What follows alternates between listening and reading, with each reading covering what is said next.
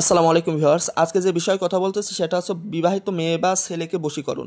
তো এই প্রক্রিয়া একমাত্র আপনি যে কোনো বিবাহিত মহিলা বা যে কোনো বিবাহিত পুরুষের উপরে অ্যাপ্লাই করতে পারবেন। এটা কিন্তু আপনি যদি মনে করেন যে একটা অবিবাহিত নারী বা ছেলের উপরে আপনি অ্যাপ্লাই করবেন, এটার কিন্তু যথাযথ ফলাফল আপনি বুঝতে পারবেন না বা কোনো রেজাল্ট আসবে না। এটা শুধু একমাত্র বিবাহিত মেয়ে এবং বিবাহিত ছেলের উপরেই কার্যকর হবে।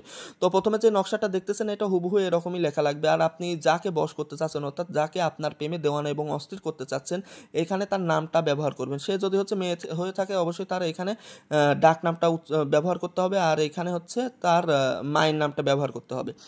এবং নিচে যে মন্ত্রটা দেখতেছেন বা কালামটা দেখতেছেন, ইয়া ইসরাফিল ও মুমতাকিল ইন্নি আসালুকাল ফুলান বিহকে কুরআনিল আজিম ওয়া আন তাকদ্দিয়া হাজাতি ফুলান বানিয়াতি বিহকে সুমরাতিন ইয়াসিন।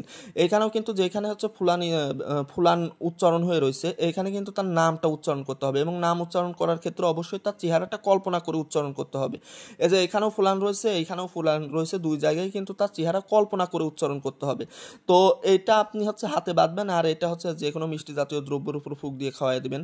তো এটার প্রক্রিয়া পদ্ধতি সম্পূর্ণ ভিডিও হচ্ছে আমার চ্যানেলে রয়েছে, বিস্তারিত দেখে নেবেন।